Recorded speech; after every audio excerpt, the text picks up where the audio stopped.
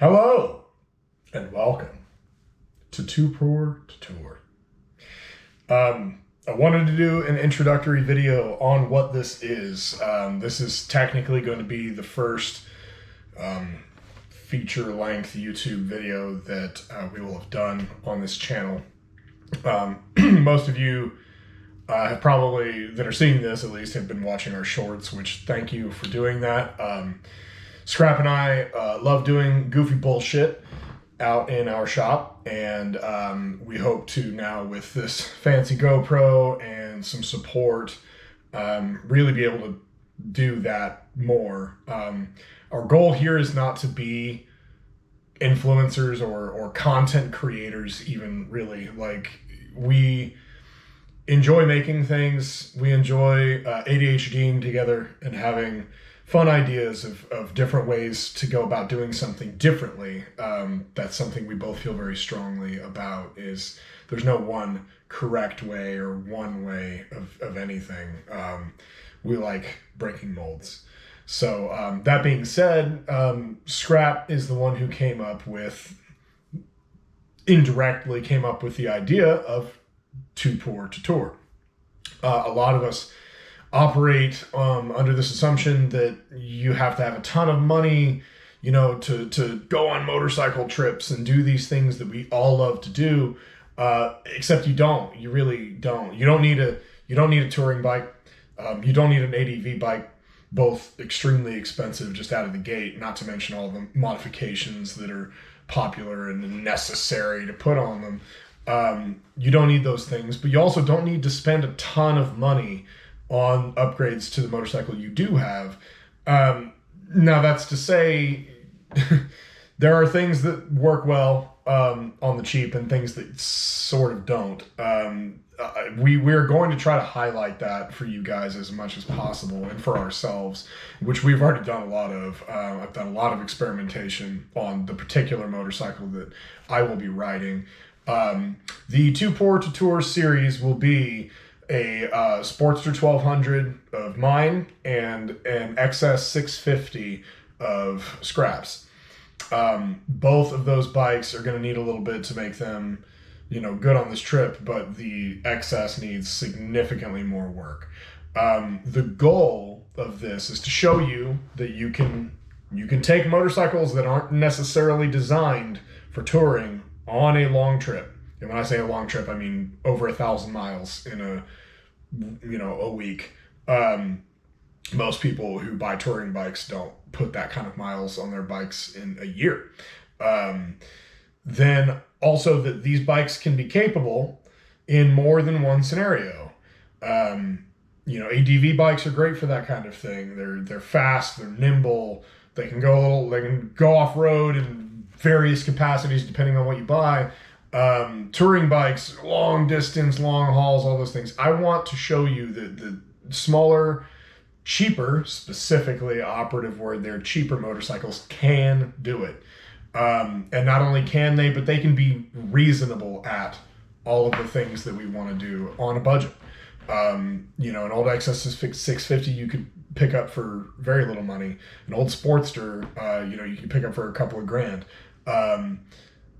And then build it into something that is semi-capable at everything. Optimal? No. Capable enough? I think so. I've taken, a nearly 1,000-mile trip on that bike when it was an 883 with a set of handlebars, an exhaust, and an intake.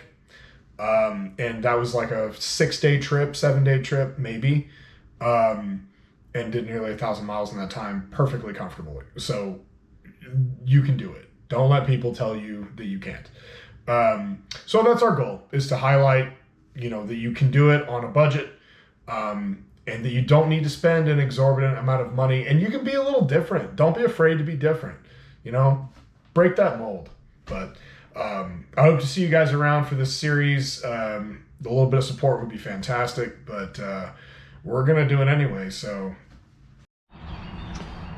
All right, I just wanted to do a little video since we're doing the Too Poor to Tour series. I wanted to talk about the Sportster that we're starting with here, that I have had since brand new. I bought it off the showroom floor back in 23. It was the previous year model. It's a 2022. It was bone stock, obviously, when I bought it. And now it is certainly not. Probably too many additions to go over directly, but I'll go over the basic stuff. Did some 9.5-inch risers with the OEM bars, different mirrors. We did this Road Shock Edge light upgrade, which actually we have a little short on, and I sell as a package to have the bracket that makes it mountable. Fender delete with a cross brace here. Relocated the turn signals down onto the tree instead of up on the top. We've got a long crash guard, which I'm not actually crazy about this thing, but it's, you know, it is what it is. We have the DK Customs intake with K&N filter, cleanable, obviously. Bassani stepped header pipe with torn apart Bassani Road Rage 3 muffler. And then we've got these Scamazon special, and they were 70 bucks, with just a little bit of elbow grease in the grommets here to make it work appropriately. The biggest thing, hilariously, this is really funny to me that this is the biggest thing, but the biggest thing that everybody says, oh, you put mud tires on Sportster, what kind of tires is them? What tire? That's what they are. They're just Shinko adventure tires. That's it. Nothing too special, but they do a really good job. And everybody asks, oh, do they handle well on the street? So this had Michelin Scorchers before, when it was off the showroom floor, and I could not tell the difference when I put these on between street performance of these tires versus those Michelin Scorchers. So yes, they handle just fine. I've got about just almost 6,000 miles on these now, and I mean, yeah, they're pretty low, but not awful, to be honest. Life, you know, longevity wise, front tires still pretty good. And I've got a fresh one over here ready for the two-port trip to trip to New Orleans. This was also big board to 1200. It was an 883 when it was stock. My buddy and I, Scrap, did it in the dirt in the winter on the floor of our shop, and it makes perfect 190 psi compression between both cylinders. Runs a little rich, but Dyno Jet off-the-shelf tune seems to do pretty good. So obviously we've got to do that. Yeah, we did a push button start relocation of the ignition cylinder over here, and then we also just did the push button start so that I don't have to worry about a fucking key, because it kept breaking. I broke 2 keys off while it was running and got home and had to try to fish out the remainder, so pain in the ass. But yeah.